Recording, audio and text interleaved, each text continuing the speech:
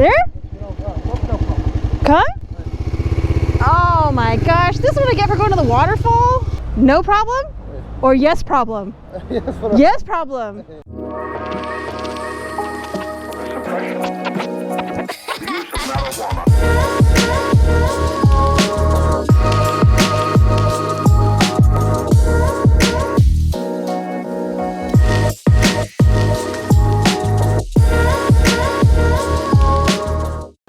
Beautiful Earthlings. I have rested the last few days in Zaho. I'm super thankful for my new friend Armand from Asia Cell, not Asia Cell. And him and his family adopted me for a few days. They were so nice to me, and they actually packed me so much food that my bag is full. They probably gave me like 5 kilos of food. I'm just so thankful. They were so nice to me, and I had to be very careful because you have to be really careful with Kurdish people. The moment you say you like something, or you say like, oh, that's nice, they'll buy it for you. So you have to be super careful. And I realized this very early on. I'd be like, oh, like that's very pretty. They would just buy it for me. Or like, oh, that food looks good. They would just get it for me. And so I had to like divert my eyes and pretend like I wasn't looking at anything, or they would just buy it for me. So you have to be very careful in this region. Like, I'm serious. Or else your bags will be fully loaded and you'll be carrying 3 days worth of food just like me. So I am near Zaho Bridge. It's around that corner right there. And this is, you know, Morocco and Turkey were a good warm-up. I'm still feeling out the area and the region, and I can just say that it's I mean, it's similar to other Muslim countries where there's a lot of men outside. That's the first thing I noticed, but they're all smiling. Like, the Kurdish folk are very happy people, and they're just in their own business. Like, no one really, like, crowds don't gather around me like in some countries. Like, I just noticed it's a very respectful country so far. Like, I've actually never seen this before. So I was getting my SIM card inside Asia Cell, and then I've seen this gentleman like kind of sell necklaces at the stall next to the SIM card store, and like I know he doesn't work for the SIM card store, but I saw him like picking up the doormat and dusting it off on the street and putting the doormat back, even though he doesn't work for the company. And he also like picked up a piece of trash and threw it in the garbage. If you know how much trash I've seen more people throw away trash and I've never seen anyone picking up other people's trash. So that was a very eye-opening experience for me.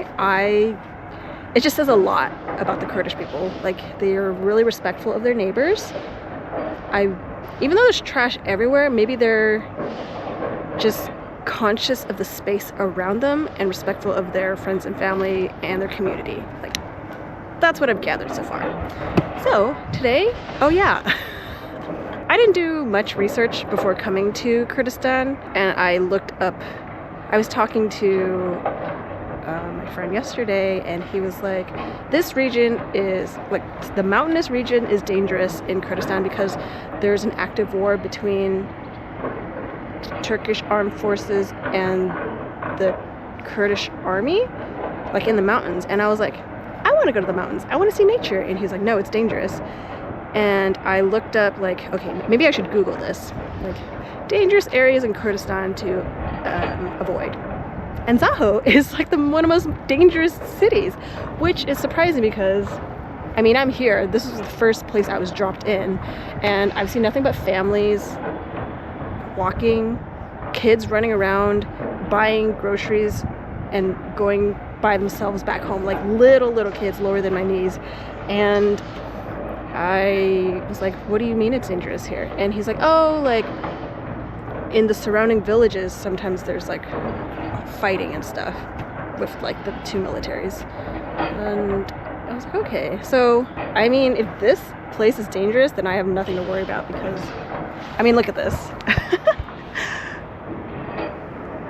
You just see people walking, going about their day. You see like construction happening, like there's nothing going on.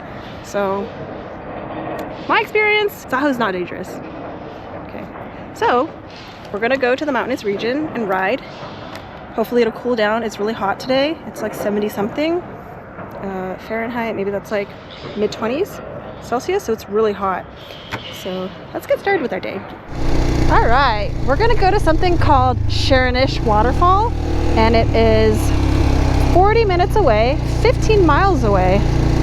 And hopefully as we head into the mountains, it'll get a little bit cooler.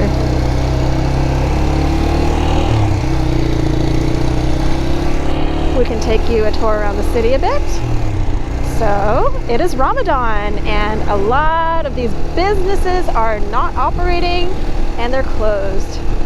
So I've actually never seen what I'm about to tell you before, but a lot of these cafes and restaurants actually have like their window coverings covered with like a bed sheet or something so that people don't see the food being prepared or them preparing anything, just because people are hungry, you know, like they're fasting, so they're not able to eat, was it at least 12 plus hours. And so that's how respectful folks are in Kurdistan during Ramadan. See a mosque.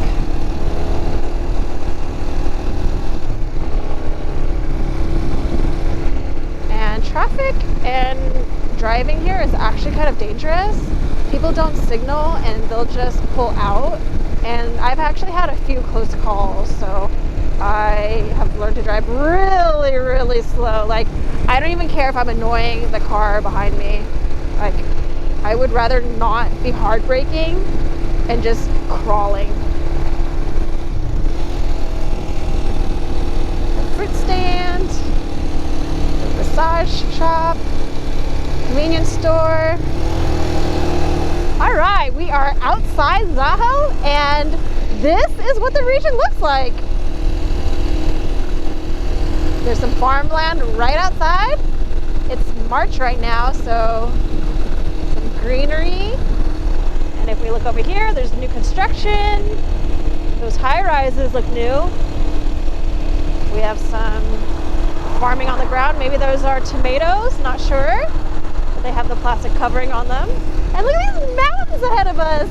Ah! I'm so happy to be here. I can't believe I made it in.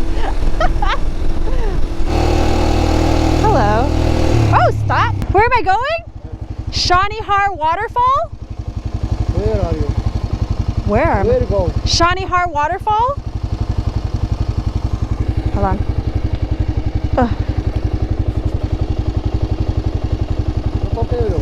No. There? Come? Oh my gosh, this is what I get for going to the waterfall?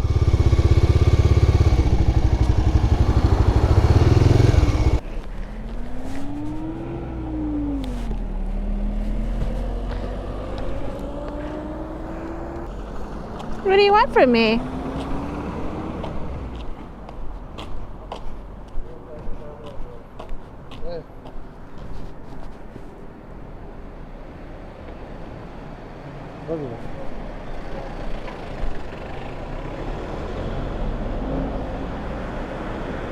Sharanish. Oh, Sharanish. Sharanish, oh. Yeah. Tamam. Ben Sharanish terörist var. English? Sharanish Sharanish. terörist. Tourist. Okay. PKK. No, يعني هون. أول I can't go there? تمام. Can I go? You don't want me to go. Go. Problem. No problem? Or yes problem? Yes, problem. Yes problem. So I shouldn't go.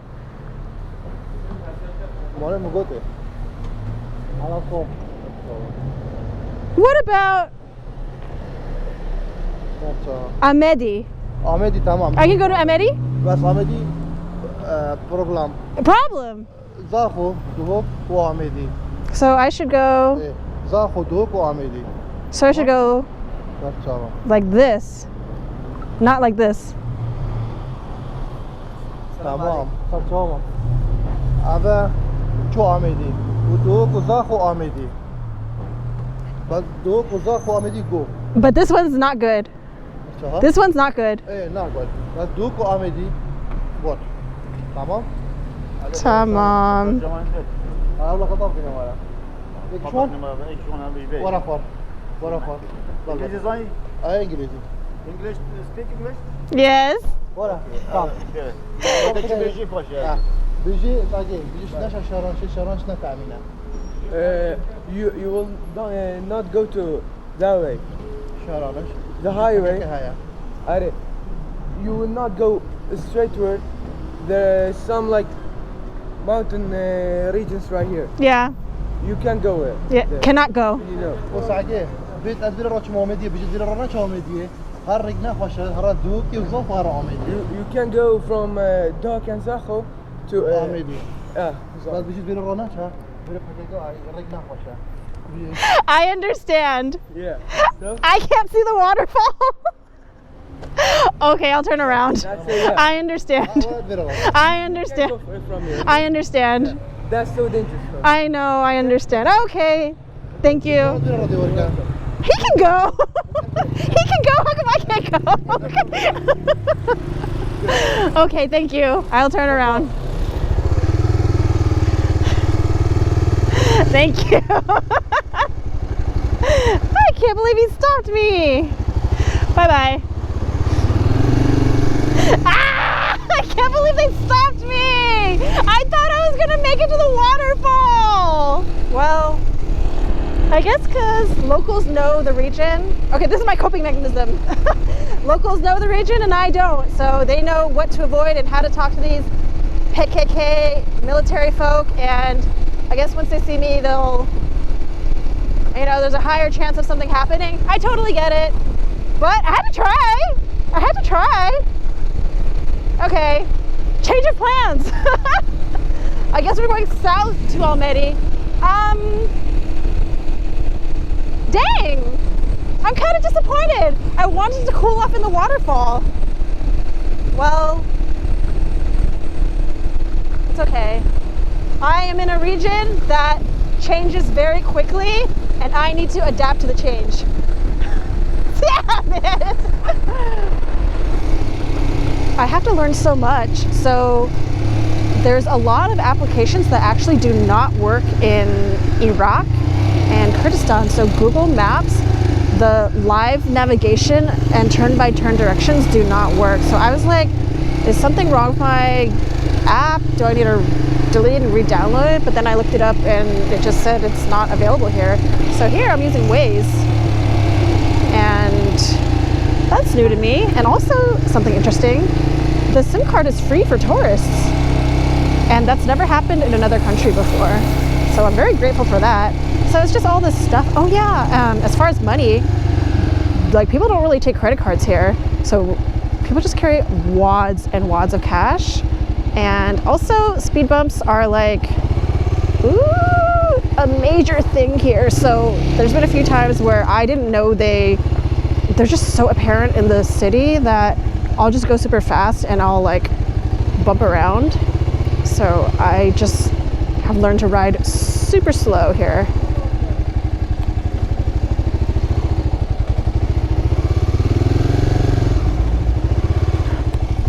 So nice. And a lot of these cars, so other countries, I've seen European cars, but here they have like Toyotas and Chevrolets and all this stuff. And like, you know, the cars I've seen in the US, let's just say that. They have Mercedes, and I was like, how is this possible? And they're like, oh, they're imported from Dubai. Crazy, right? Like, these are really big cars, because I'm used to seeing like the small compact cars for Europe, since, you know, everything's just smaller there. Streets are smaller, houses are smaller. So it's I'm overstimulated right now, but we'll be okay.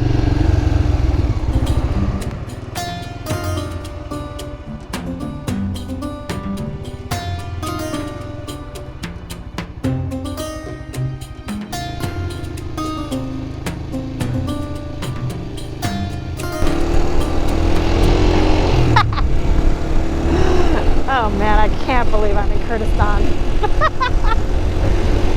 We made it to the city of Duhok, and I don't really know what I'm doing, but I just had this bright idea that I want to play badminton, but I don't know if they have a gym. And it's Ramadan, so I'm gonna pull over probably on the outskirts and find somewhere to eat my lunch that the family packed for me. Okay, we are on the border of Duhok, and I tried to park out there, but these security guards, there's so much security here, they wouldn't let me just park there, so they told me to go inside the small parking lot, and now I'm gonna like be an animal. Okay, I have to show you how much food this freaking Kurdish family gave me. So, okay, let's separate that. So this is all the food they gave me. Like, they packed me eggs and rice. They filled my container with nuts. They gave me all these sweets. They gave me this, dude, this is so heavy. It's like a kilo of loquats, I'm not sure. 2 bananas, an energy drink, some crackers, some snacks, and then I still have this left over from the Turkish family. This is rice pudding and a date sweet. Look at all this freaking food. Like, my back hurts from carrying it, and I can't eat all of this. Like, I'm very grateful, but it's just too much for me. It's just too much food. Okay, let me explain what just happened. So, here's Iraq. Kurdistan is up here. So, Crystal was here in Zaho. She wanted to go to... Nope, not that. Sharanish Waterfall. Look how beautiful that is. Man, that would have been nice on this hot day, right? However, this area, this road, this region up here in super North Kurdistan has a war between Turkey and the PKK going on. If I stayed on the main road and didn't go like super hiking into the mountains, then I'd be okay, right? So, however, I couldn't even leave. I couldn't even get past this point because there was a security checkpoint and they were like, no tourists allowed. There's war. It's dangerous. You're not allowed. And he was like, I was like, oh, I want to go to Amedi. And he's like, you can go this way. And I was like, but I want to see the waterfall. And he was like, nope. No can do. So he turned me around and now we're here in Duhok. How are you? Oh my gosh, I'm talking to myself. Look at this guy. Hold on. People are so nice. So, Sarwar. It just works over there, maybe at the hotel, or maybe this building right here. He was just curious, and he also has a little bike, which is super cool. So I'm gonna finish eating my lunch. I don't know where I'm going today. Bummed that I couldn't go to the waterfall, but I have a few other spots in mind. So let's head out.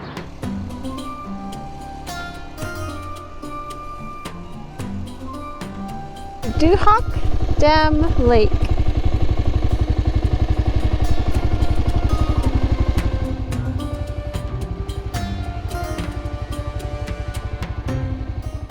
Alright, we just pumped gas, and for the first time in Kurdistan, and I was told I should be pumping super if I want to make it out of Iraq.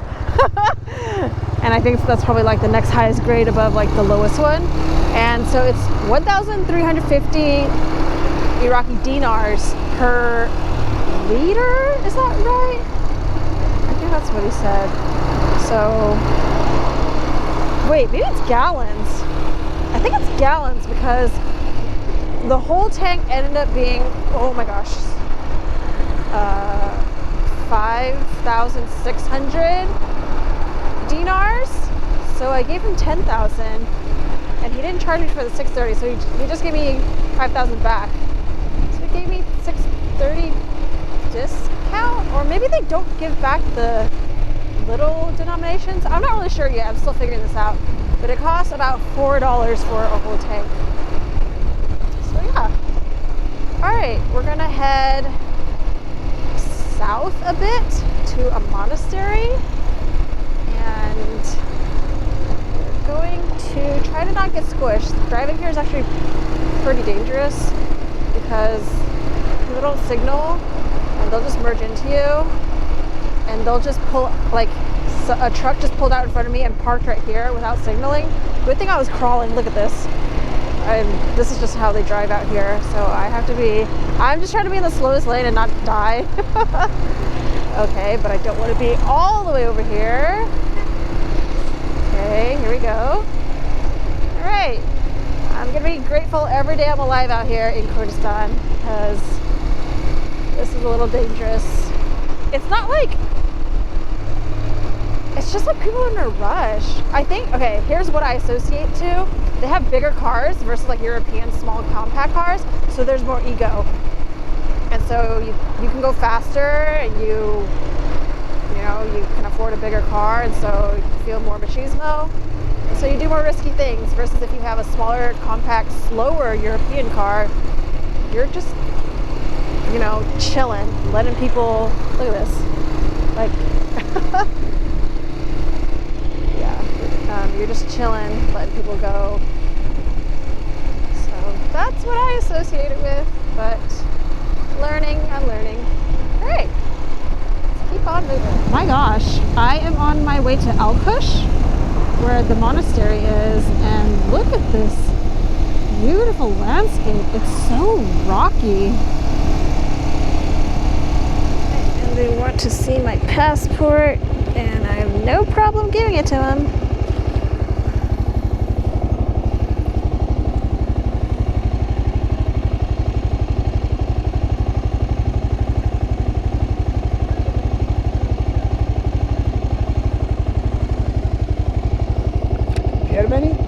Germany?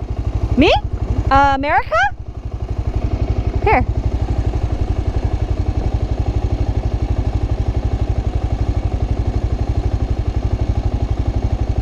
What Alkush? The monastery.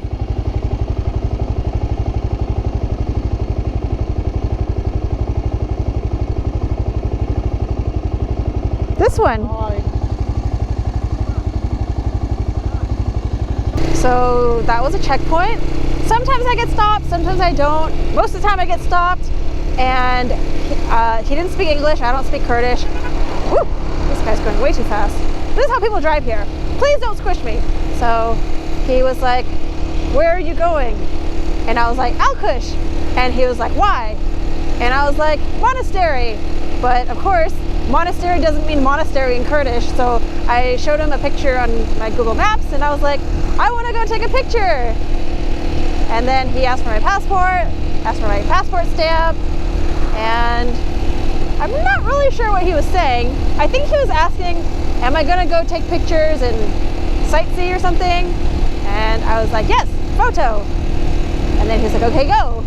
I think that's what the conversation was. So that's how most of my interactions have been with the security. They're very nice. But they're very wary, I would say, in this area of things happening. Like, they're probably like stuff does happen here, and so they're probably just playing it safe. Probably for my safety too. So, I'm about 6 minutes away. Monastery is a little bit of a climb up this hill. And I think I just missed it.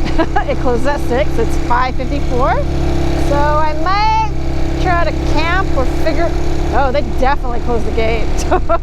We're not even allowed in. Not even allowed in. Oh, this is not fun.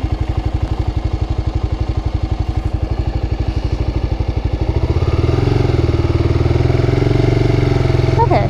You know what we're gonna do? We're just gonna reverse until I get to a way flatter part, because I am so slanted right now. Well, what are we gonna do? I think I'm gonna find a camping spot. Okay, I do like slanting on the left more than the right for a U-turn. What did the security guard think I was gonna do? drive through the gate? Well,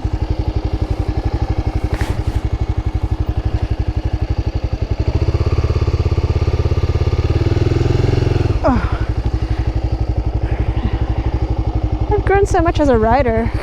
These situations used to make me so nervous. Now I just know I can just waddle and nothing will happen. But if I tried to do this here on the uphill, I'd probably drop my bike because it's a little too crooked for me. Alright. Looks like someone found a stumpy log for a fire there. Okay. I think I found a spot on park for night. If I was a hiker, I would hide in that little cavey thing right there. Let's figure out what we're going to do for the night. But look at this landscape.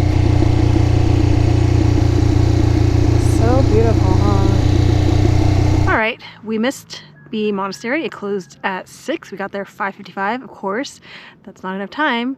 So we went down the hill to a church and I asked if I could camp there. And now we're setting up our tent in the parking lot. This is the Our Lady of the Harvest Monastery, Chaldean. And the security guard was so nice. He pointed me perfectly in the spot and I'm gonna pick the corner. So there's nobody else here. I think it's gonna be a beautiful night. I think I can see the stars perfectly. I'm out in the countryside where there's no major cities. There's like a few spotlights here or there, but I think I can see some stars tonight. So I'm super excited about that. So let me set up my tent and do my skincare face routine. And all I have for dinner is just like the leftover rice, which I didn't finish, but I'm pretty full from lunch. I ate as much as I could and I'm just not that hungry. So it'll be an early night and hopefully an early morning where I could see the other monastery up the mountain. Okay, let's set up.